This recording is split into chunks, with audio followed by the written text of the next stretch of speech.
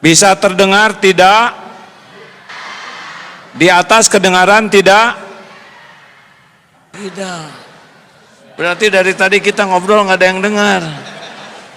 Maaf panitia. Bagaimana sekarang, jelas? Padahal sama ya. Jelas Ibu belakang? Apakah Allah Subhanahu wa Ta'ala sedang menyaksikan pertemuan ini? Yakin? Apakah Allah mendengar apapun yang terucap? Apakah Allah tahu apa yang ada dalam pikiran kita? Apakah Allah tahu isi hati kita? Apakah Allah Subhanahu wa Ta'ala tahu persoalan yang sedang kita hadapi? Yakin? Kalau seorang hamba berkeyakinan seperti itu setiap saat, merasa ditatap Allah, merasa didengar Allah, merasa diketahui pikiran dan hatinya oleh Allah, dan yakin masalah yang dihadapinya juga dalam kekuasaan Allah, kira-kira seperti apa orang tersebut? Tenang atau gelisah? Akhlaknya baik atau buruk? Masalah kita umat Islam kepada Allahnya itu kadang-kadang hanya sampai di lisan, belum sampai di hati dengan yakin. Sedikit Ustadz izinkan membuka acara ini ya, nanti Ustadz yang menyampaikan aslinya. Kedengaran ke atas? Alhamdulillah. Kenapa umat Islam belum seindah akhlak yang diharapkan oleh Rasulullah Sallallahu Alaihi Wasallam? Satu, karena banyak di antara umat Islam belum belajar tentang indahnya Islam, lebih banyak melihat, mendengar pelajaran yang tidak sesuai dengan tuntunan. Satu. Yang kedua, kenapa umat Islam akhlaknya, perilakunya belum seindah semestinya? Yang kedua, karena kita sering belajar agama ke majelis taklim, tapi belum tentu niatnya ingin dekat dengan Allah. Tidak jarang datang ke sekolah Islam, kampus Islam, pesantren, tapi yang dicarinya dunia, ingin gelar, pangkat, jabatan dari agama. Padahal ilmu agama ini justru untuk membuat dekat dengan Allah. Sampai ada seorang suami yang mengeluh, istri saya ke pengajian seperti makan obat, sehari 3 kali, tapi perubahan yang nyata itu baru pada seragamnya, belum pada perilakunya, dan peningkatan yang jelas itu pada cicilan, belum pada iman. Kenapa? Sangat boleh jadi belajar agamanya belum dengan niat ingin bisa dekat dengan Allah. 3, kenapa kita semua belum seindah semestinya? Karena seringkali belajar agama kita amalkan, tapi amalnya baru sibuk amal lahiriah. Seperti sholat isya tadi, kita datang ke masjid, kita sholat, ruku, sujud, lahirnya kita taat, tapi hati belum tentu kita ingat ke Allah. Benar? Halo? Jadi kadang-kadang kita sibuk dengan amalan lahir, tapi lalai ke amalan hati. Bahkan tidak jarang ilmu dan amalan kita justru mengotori hati.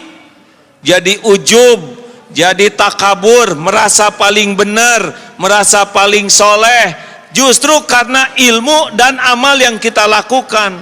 Padahal Allah Subhanahu wa taala, innallaha la yanzuru ila suwarikum wa amwalikum walakin yanzuru ila qulubikum wa a'malikum. Allah, sesungguhnya Allah tidak melihat rupa dan hartamu, tapi Allah melihat hati dan amalmu. Seharusnya kita belajar agama dan mengamalkan agama itu membuat hati jadi makin bersih, amal makin melimpah. Demikianlah pendahuluan dari acara kajian malam ini. Penjelasan selanjutnya oleh Ustadz Abdul Somad. Baik, alhamdulillah kita baru saja mendengarkan sesuatu yang menyentuh hati. Sebentar. Masya Allah. Gimana perasaan jamaah malam ini bisa berkumpul dengan Kiai Haji Abdullah Hakim Nastiar? Senang apa lapang hatinya? Saya terus terang bisa satu majelis dengan beliau. Dulu saya nonton TV dari pagi sampai siang, sampai malam, sampai pagi lagi beliau terus. Tidak pernah terlintas di pikiran saya bisa satu majelis dengan beliau. Allahu Akbar. Ketika orang memuji A'agim, tampil di seluruh TV, bagaimana cara A'agim bisa meluruskan niat dan membersihkan hati? Ini mah jadi bulak-balik begini hadir.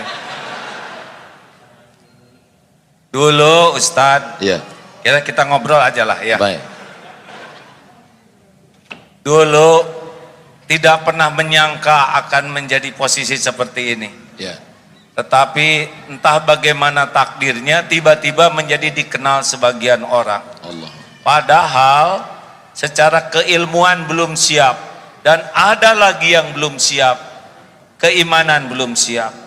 Jadi ketika makin populer, makin di banyak tampil, ternyata saya kehilangan yang sangat besar, yaitu rasanya kehilangan kedekatan dengan Allah dibanding sebelum dikenal orang. Jadi ustadz populer malah jauh dari Allah. Ya, itu sampai tahun 2006. Insyaallah. Sebelum Allah memberikan karunia, ditegur, diingatkan, sehingga alhamdulillah mudah-mudahan sekarang sudah bisa lagi nginjak bumi. Kalau dulu jadi terbang kayak balon gas karena ketipu atau tidak siap dengan popularitas. Gitu Ustaz. Sekarang gimana Ustaz jadi orang populer, Han? Ini pas umur saya dulu, Pak. Saya dulu mulai diuji popularitas umur 39, 38, 39 mulai di TV. Ustaz sekarang lagi populer-populernya nih. Tapi saya mulai diuji umur 45, Ustaz 43, 2 tahun duluan Ustaz. Bagaimana mungkin orang yang berada di masjid, yang semestinya mengingat Allah, yang mestinya berasa berhadapan dengan Allah, tapi justru melupakan Allah? Ini kan ujian luar biasa. Ya, memang kalau mulut mudah menyebut Allah, tapi hati belum tentu. Dan bahayanya penceramah model kita, Ustadz, ya. Kalau orang awam, Wali, alhamdulillah nih tuan rumah. Waalaikumsalam warahmatullahi wabarakatuh. Bang, apa kabar? Masya Allah Pak Wali. Masya Allah. Ya, lanjut mau ikut gabung sini Pak Wali. Makasih Pak Wali, alhamdulillah. Beliau harus banyak didoakan karena jadi orang yang ditakdirkan diberi amanah berat di Batam ini, betul? Jadi kalau lihat pejabat tuh harus kasihan, ya. Jabatannya tidak lama di dunia, tapi hisabnya lama di akhirat. Makanya doakan, doa. Jangan hanya menuntut, yang penting mendoakan. Betul Pak Wali? Masya Allah. Ada sebagian orang ketika dia diuji dengan sakit, dia katakan saya sedang diuji. Diuji dia dengan kemiskinan, dia katakan saya sedang diuji. Tapi ketika dia punya popularitas, punya jabatan, dia menganggap ini nikmat. Logika berpikir seperti ini betul atau keliru? Salah. Kok jadi saya yang jawab terus? Jadi justru ujian yang ada puji, ada caci. Ya. Ujian yang terberat itu pujian. Kenapa berat? Karena pujian ini cocok dengan yang nafsu sukai. Oh, Jadi kalau nafsu suka, itu lebih berat. ya. Tapi kalau nafsu tidak suka, itu cenderung yang lebih dekat yang Allah sukai. Seperti tidur. Tahajud atau tidur, pasti nafsu sukanya tahajud atau tidur. Tidur. Nah, makanya itu lebih berat. Ya. Jadi dipuji itu lebih berat daripada dicaci. Karena kalau dipuji kita sudah suka jadi merasa seperti apa yang dikatakan orang. Wah, Ustadz Abdul Somad soleh, wah itu lebih bahaya daripada Ustadz perbaiki dong.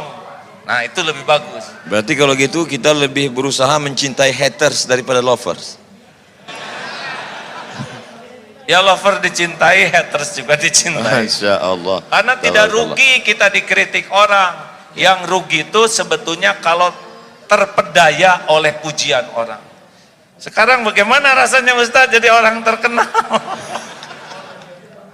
Masya Allah, tabarakallah. Kita sedang disadarkan bahwa selama ini kita salah melihat hidup. Selama ini kita merasa kalau sedang sakit diuji Allah. Ketika kita sedang miskin diuji Allah. Ketika kita sedang dapat jabatan, alhamdulillah saya diberi. Padahal sebenarnya juga bagian dari Dan lebih berat ujiannya. ujian jabatan. Iya. Ujian popularitas. Lebih berat Pak. Kalau orang populer seperti Ustadz Abdul Somad ini ya. Ada contoh lain enggak? Udah lagi giliran. Kalau orang tidak dikenal, bikin kesalahan bisa dia sendiri Pak. Ya. Tapi kalau model orang hampir nyebut kita. Model Ustadz yang terkenal ini Ya. bikin satu aja kesalahan, Ya. ditiru orang banyak, udah nggak tahu gimana ngejar tobatnya itu. Dosa jariah. Iya, dan terus disampaikan. Apalagi sekarang dengan seperti ini lebih sensitif lagi. Masya Allah. Makanya siapapun dan orang terkenal itu bukan karena maunya orang, karena maunya Allah. Ujian.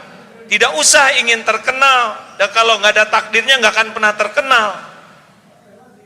Tapi yang udah ditakdirkan terkenal harus obat habis-habisan supaya tidak terpedaya oleh keterkenalannya. Gitu. Bagaimana memanage hati kita supaya kita tidak terpedaya oleh setan yang luar biasa? Jadi terbalik, ini tidak sesuai rencana saya. Rencana saya mau dengerin Ustadz ceramah. Saya sedang belajar ilmu tauhid. Bagaimana mensucikan hati? Gimana jamaah? Gimana Membersihkan nih, ya? hati. Tidak boleh mengadu ke jamaah. Oh gitu ya. Aneh pada saya tuan rumahnya. Begini Ustadz, kata guru saya, kalau kita sedang diuji dengan dihormati orang lain, Ya. pokoknya kalau orang menghormati kita pasti minimal dua hal. Satu, yang dipuji oleh orang itu pasti karunia Allah. Ya. Wah ini pintar, pasti karunia Allah. Ya. Wah ini hebat, pasti karunia Allah. Wah ini kaya, pasti karunia Allah. Pokoknya kalau orang muji kita, yang dipuji itu pasti pemberian Allah. Pemberian Itu Allah. yang pertama. Jadi kita harus tahu, oh ini yang dipuji pemberian Allah. Yang kedua, kenapa kita dipuji orang? Karena Allah menutupi aib, dosa, kejelekan dan kekurangan kita. Nah kata guru saya, kalau kita sedang dikagumi orang, dipuji orang, sibuk lihat apa yang Allah tutupi daripada sibuk menikmati pujian penghargaan orang. Masya Allah, tabarakallah. Jadi sebenarnya ketika kita sedang dimuliakan, diagungkan, dihormati, disanjung tinggi, sebetulnya bukan prestasi kita, tapi karena pemberian pinjaman Allah, dan Allah menutupi aib cacat kita. Benar, dan itu ujian lebih berat daripada nggak ada yang muji. Kenapa Allah tidak buka?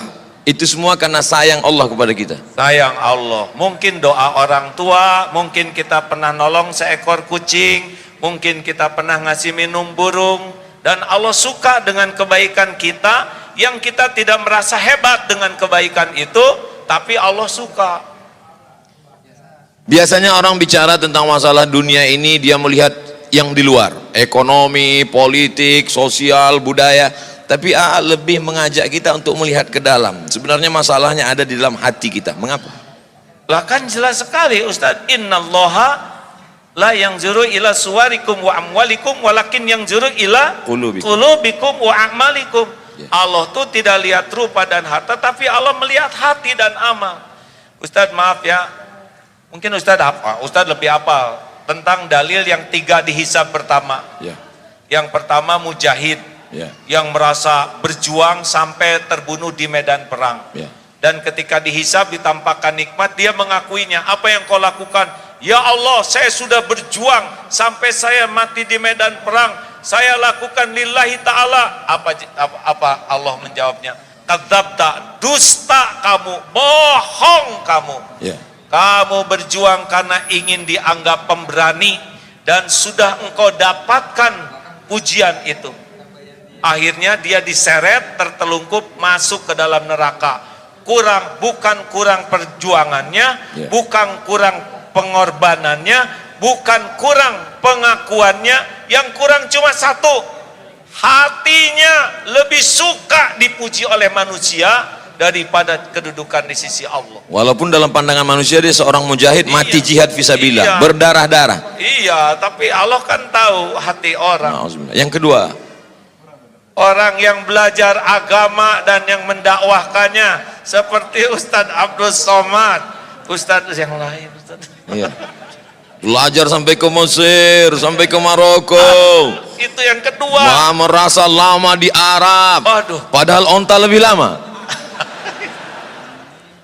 Yang kedua. Yang ketiga kita akan lanjutkan setelah yang satu ini. Minum dulu. Minum dulu Ustadz. Ini lagi seru-serunya kita minum. Fadal.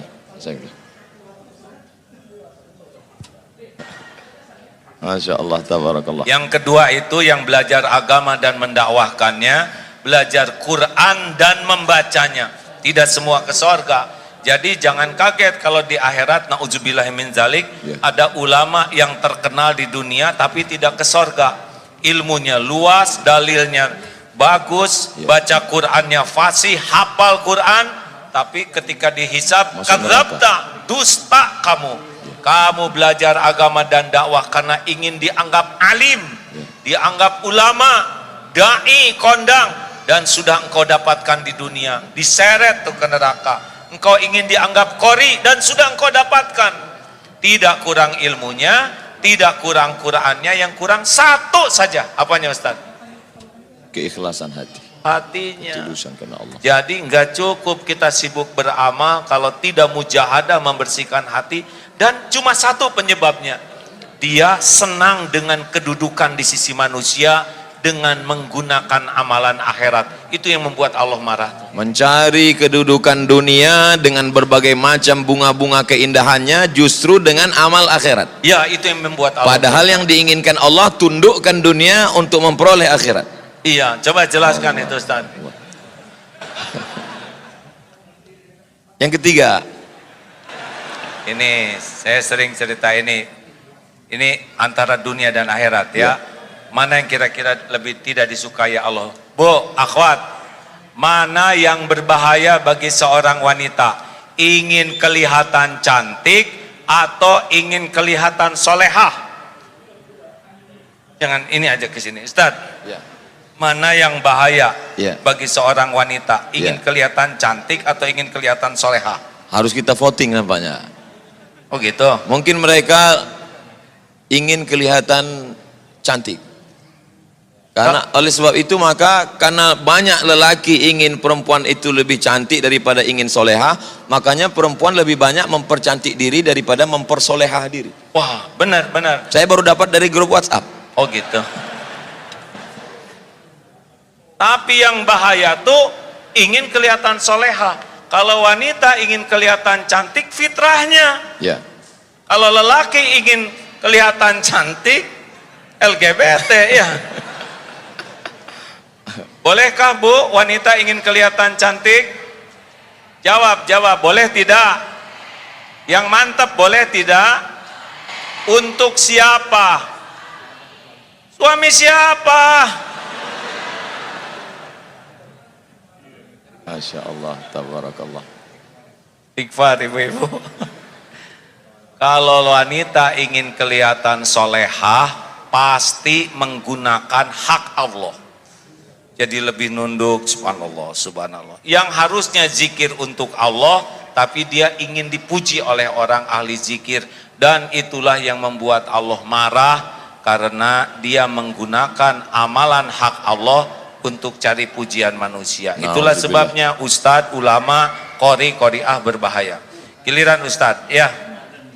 Jelaskan ustadz, jangan nanya terus. Ketika sekarang orang berbicara tentang masalah ancaman-ancaman yang luar biasa, disintegrasi bangsa, kemudian bully pada ulama, kemudian dengan berbagai macam masalah. Sebetulnya masalah ini di luar atau masalah manusia ini di dalam? Gak ngerti ustadz, kurang jelas pertanyaannya. Lebih bagus ini. Masalah manusia ini sebetulnya masalah ekstern di luar, masalah ekonomi, masalah sosial, masalah politik, atau dia sebetulnya punya masalah di dalam dengan hatinya kotor, dan bagaimana cara mensucikan tazkiyatun nafs, dan apa hubungannya dengan tauhid? Selalu mengkaji tentang masalah tauhid. Apa sebenarnya target dari tauhid? Saya belum pernah ditanya kayak gini terus-terusan hadir. Duduk bersama seorang yang lebih faham tentang masalah kehidupan. Ada ilmu yang tersurat, ada yang tertulis, tapi ada yang tersirat. Inna fi khalqis samawati, dalam penciptaan langit, tidak tersurat, tidak ada dalam tulisan, tidak dikatakan oleh ulama, tapi dia dapat ditangkap. Ittaqu firasatal mu'min, takutlah kamu pada firasat orang beriman. Fa innahu yanzuru binurillah, dia bukan memandang dengan matanya, tapi dia dengan memandang dengan pandangan Allah yang diberikan Allah pinjaman kepada dia. Maka duduk sejenak dengan orang berilmu sama dengan duduk berjam-jam, bahkan berhari-hari di perpustakaan. Kita nikmati duduk bersama dengan orang berilmu ini, maka kita ambil semuanya, mudah-mudahan jadi bekal kita di masa akan datang. Takbir. Semangat mereka. Kita dengarkan jawabannya. Tauhid, tauhid. Seumur-umur saya ceramah, baru kali ini saya dipaksa menjawab begini. Ilmu yang saya dapatkan begini, mengapa Rasulullah SAW diutus ke bumi? Ya. Innama bu'itstu liutammima makarimal akhlak. Sesungguhnya hamba diutus ke bumi hanyalah untuk menyempurnakan kemuliaan akhlak. Ya. Beliau bersimbah keringat, air mata, bahkan darah, agar kita semua memiliki akhlakul karimah. Karena semua masalah itu gara-gara akhlak yang buruk. Akhlak. Politik itu tidak ada masalah, tapi menjadi masalah kalau berpolitik dengan akhlak yang buruk. Ekonomi itu juga tidak masalah, tapi jadi masalah kalau akhlak buruk. Dalam rumah tangga juga yang jadi masalah itu adalah akhlak. Benar? Ada ikhwan yang belum nikah? Maaf, akhwat ada yang belum nikah? Coba dengar ini ya, akhwat khusus bagi yang belum nikah, yang udah terima apa adanya ya. Akhwat, maukah punya suami yang rupawan? Jawab. Sudah rupawan, pinter, mau? Sudah rupawan, pinter, banyak uangnya, mau? Tapi akhlaknya bejat, mau? Jelas? Ada harapan untuk saudara-saudara ya, yang kurang rupawan, kurang pinter, kurang duit, asal akhlak, mau? Akhwat, betul? Coba ikhwan, maukah punya istri rupawan? Udah rupawan, pintar, udah pinter, banyak uangnya, tapi akhlaknya mulia. Dengar akhwat, suara terkeras bukan masalah rupa, tapi masalah akhlak. Benar? Nah, akhlak itu menurut ilmu yang saya dapatkan pilarnya dua. Jadi kalau orang ingin berakhlak baik meniru Rasulullah, itu pilarnya dua. Satu, kepada pencipta, kepada Allah Subhanahu wa Ta'ala, benar bersih tauhidnya. La ilaha illallah, tiada ilah selain Allah. Hatinya itu tidak menuhankan apapun selain Allah. tidak menuhankan harta, gelar, pangkat, jabatan, walaupun dia punya, tapi tidak ada lengket di hatinya terhadap dunia ini.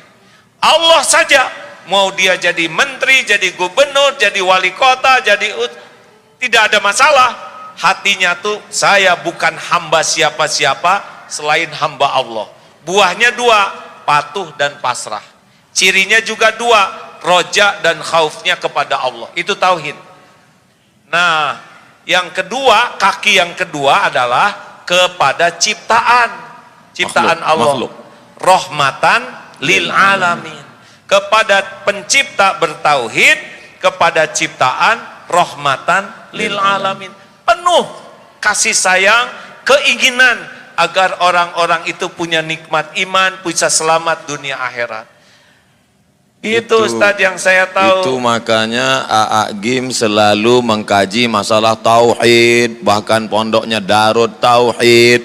Pertanyaan yang menggumpal, mengkristal di kepala kita selama ini, mengapa tauhid? Ternyata masalah manusia ini dapat diselesaikan dengan dua, kepada Khalik, hanya bergantung kepada Allah. Tapi selama ini kalau kita bicara tentang masalah orang bertauhid, biasanya katanya zuhud, jangan bergantung kepada harta, jangan bergantung kepada kuasa, akhirnya dia hidup miskin, susah, melarat.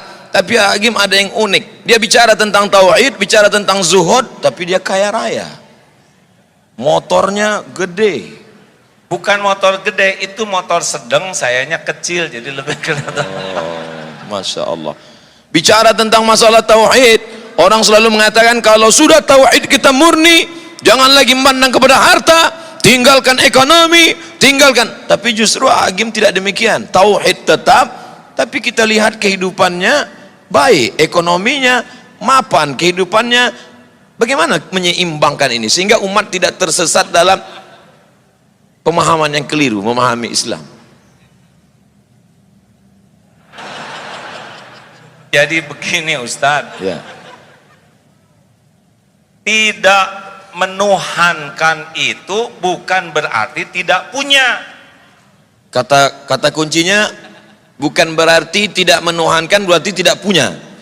Iya, gini, kita punya harta tapi tidak menuhankan harta, itulah zuhud. Allah. Ada orang yang tidak punya harta tapi menuhankan harta, tetap saja dia walaupun bokeh tetap tidak bagus, itu yakinnya. Orang yang tidak punya harta tapi menuhankan harta, ingin punya harta padahal tidak punya harta, masuk nerakanya 2 kali berarti. Gak tahu juga Ustaz, itu urusan Allah. Tapi udah pasti menderita, karena setiap kali kita mengilahkan sesuatu selain Allah, Allah kan tahu isi hati kita, pasti Allah turunkan gelisah. Jadi kalau misalkan udah menyandar nih ya, udah ingin dipuji, ingin dihormati, ingin dikagumi ke makhluk, udah pasti Allah naruh di hati ini kegelisahan, kesengsaraan. Makanya kalau punya dunia nggak ada masalah, tapi jangan sampai menganggap dunia inilah penjamin hidup kita. Zuhud itu kan bukan tidak punya uang Ustadz. Ya. Orang yang zuhud itu mau punya 1000, 1.000.000, 1.000.000 sama. Karena dia lebih yakin dengan jaminan Allah daripada apa yang ada di tangannya. Itu zuhud. Bagaimana menguatkan keyakinan? Harus dilatih Ustadz. Cara melatihnya? Ya misalkan ini nanti ada sedekah ya. Jangan suka ragu-ragu, sedekah berapa? Nggak usah dihitung-hitung. Ada sini, coba aja keluarin. Buka jam, keluarin. Cincin keluarin, pasti nyesel. Kenapa tidak dari dulu saya jadi dermawan, gitu nyeselnya. Oh, jadi ini akan ada ujian. Ada sesudah ini biasa kan diuji ya. Masya Allah, mana kotaknya? Belum Ustaz, belum panas ini ya. Ya. Jadi seperti tukang parkir, banyak mobil, tidak sombong, ganti-ganti tidak takabur, diambil sampai habis tidak sakit hati. Ya, tidak ada rasa memiliki. Nggak ada. Bagaimana melepas rasa kepemilikan, rasa ketergantungan, rasa keterikatan dari dalam hati ya? Jadi saya gini yang ketempuhan ini hadirin. Jadi harus dengan riadah Ustaz. Ya. Tidak bisa ilmu ma'rifatullah ini hanya dengan belajar. Ya. Tapi harus ada mujahadah melepaskannya. Makanya seperti kalau saudara ragu terhadap uang, latih saja. Dia punya uang, potong 5%, sedekahkan. Lihat, jadi miskin tidak? Oh, enggak juga. potong 10%. Jadi miskin tidak, oh enggak, potong 20%. Tuh lihat Ustaz, udah lihat kan? Ya. Semuanya tegang, padahal baru rencana. Ya. Tadi 5% mereka masih senyum, 5%, 10%, 20%. Baru rencana pelit. Saya nih Ustaz ya, maaf ya, kalau saat ini nih tiba-tiba ada tamu, saya mau ngasih uang ke AA ya, boleh AA? Ngasih ke saya misalkan sekarang 20 miliar, bro aja gini. Udah nggak ribet Pak, saya bagi 10 miliar untuk ikhwan, 10 miliar untuk akhwat, sok bagikan. Gitu Ustaz. Namanya juga ngelamun, masa pelit ya kan? Betul. Kita mah ngelamun aja pelit Ustaz. Apalagi nggak ngelamun. Suatu ketika saya sedang pergi umroh, lalu kemudian saya melihat ada cincin yang sangat cantik. Saya sangat suka. Lalu saya beli, lalu saya pakai, lalu saya menikmati. Hati saya mulai tergantung, karena kalau dia pergi pasti saya akan kehilangan. Sampai akhirnya saya suatu tempat ceramah, ada bapak-bapak mengatakan, cincin Ustadz cantik, saya suka, boleh nggak untuk saya? Lalu kemudian saya berikan kepada dia. Saya ingin mempraktekkan ceramah dulu waktu di Darut Tauhid, jangan ada keterikatan. Saya ingin lepaskan itu, cincin ini saya lepaskan, saya amalkan ceramah saya tidak ada keterikatan dengan cincin ini. Menyesal saya. Ini ada cincin yang lebih bagus ya nggak? Ceritanya belum selesai. Oh iya, iya. Begitu saya berikan, saya menyesal dalam hati saya. Ini gara-gara mengamalkan ilmu game ini. Jangan ada keterikatan, lepaskan semuanya. Saya lepaskan satu cincin. 2 hari setelah itu saya ceramah di Makassar. Datang bupati, tidak boleh sebut nama, menjaga kode etik jurnalistik. Dia lepaskan cincin yang dia sayangi, yang lebih mahal yang dari saya punya. Inilah dia sekarang. Masya Allah, Alhamdulillah, Allahu Akbar. Yakin kan? Memang ajaran ini luar biasa. Saya Masya dulu Allah, dilatih guru saya begitu Pak. Pokoknya berikan, sekarang udah nggak riadoh lagi ya, saudara jangan mengharap-harap apa-apa ya. Ya. Makanya saya nggak begitu bawa apa-apa, takut diminta. Dulu sama Ustadz, Ya. punya cincin ada lafaz Allah, bagus, kata guru kasihkan. Sampai dulu sekali, baju itu sampai tinggal 1 Ustadz, baju untuk ceramah. Ya. Nah malam minggu itu saya ingat ceramah di Jatinangor. Ya. Jatuh karena ceramahnya di kampung. Tes, kedengaran Bu? Jelas?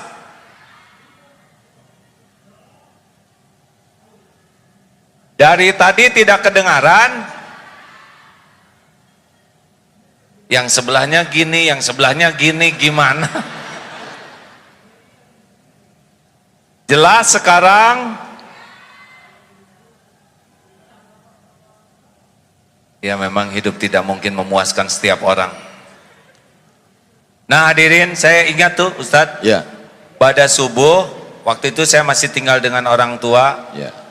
Sedih karena pagi harus ceramah, tapi baju tidak ada karena yang semalam kotor. Ya Allah, saya sudah berusaha ngamalkan perintah guru saya, dan sekarang saya nggak punya baju ganti untuk ceramah. Masya Allah tuh pada subuh, Ya. datang tuh tamu bawa baju batik 2 seperti ini, safari. Belum pernah saya punya baju batik. Tolong pakai ini, saya beli tapi kekecilan, mungkin dia cocok 2 sekaligus tuh. Alhamdulillah, Allah ilhamkan beli tapi dibikin kekecilan sehingga ngepasnya buat saya. Jadi benar-benar tidak akan pernah balasan dari Allah itu mengecewakan.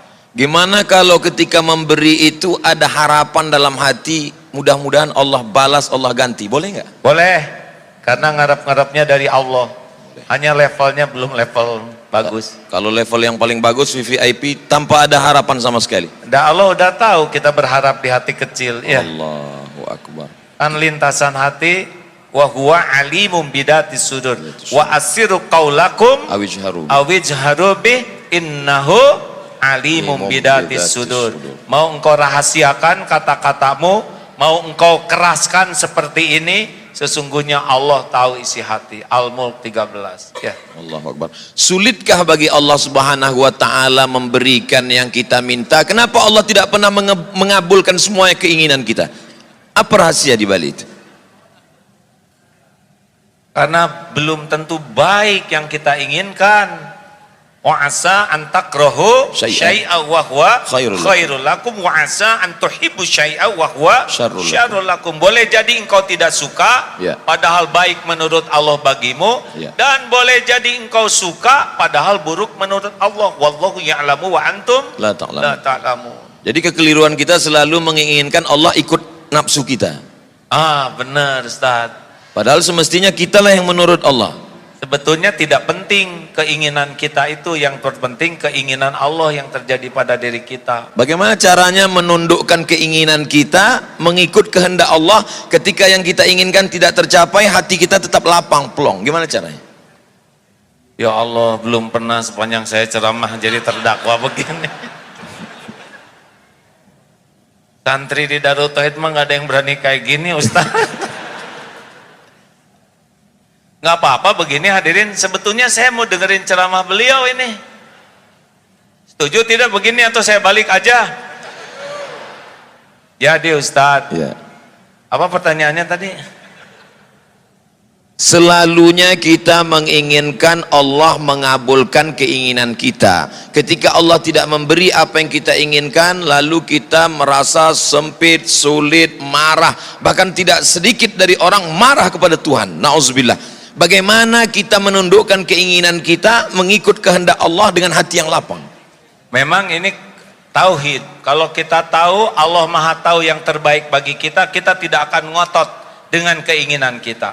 Kita pasti melakukan dua hal. Satu, musyawarah dengan orang yang ahlinya. Yang kedua, istiqoroh. Tugas kita kan cuma 3: meluruskan niat, menyempurnakan ikhtiar, dan pasrahkan kepada Allah. Kita ini hamba, tidak berhak mengatur Allah.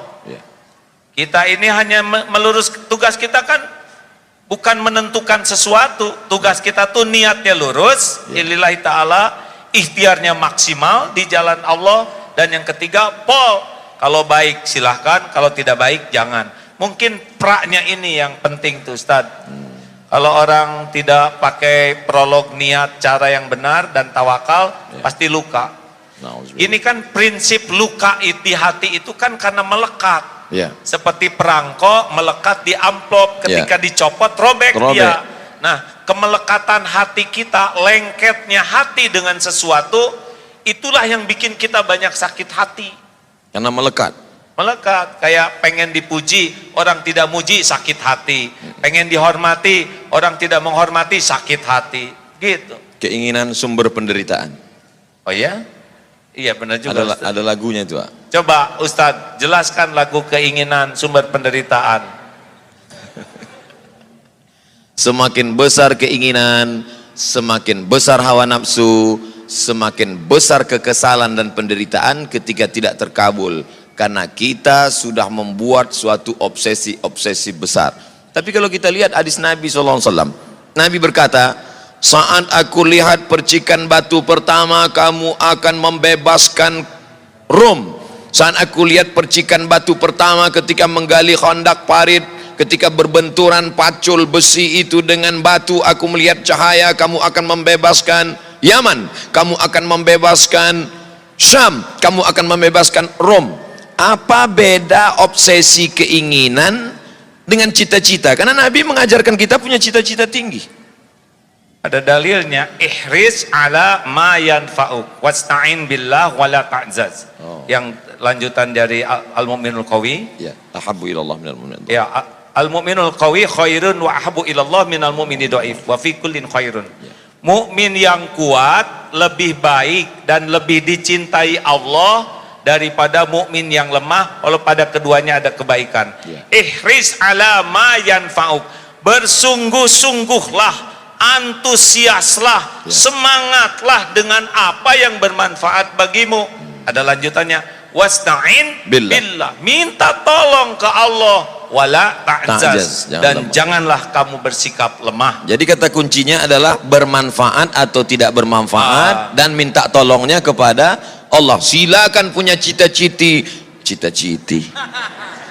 setinggi bintang di langit, tapi jangan pernah lepas dua bermanfaat atau tidak bermanfaat. Cita-cita ingin jadi gubernur boleh apa enggak? Oleh, Bukan obsesi, bukan menurut hawa nafsu. tergantung dalam bayangannya gubernur itu apa. Bahkan cita-cita jadi ulama juga harus dipertanyakan. Ya.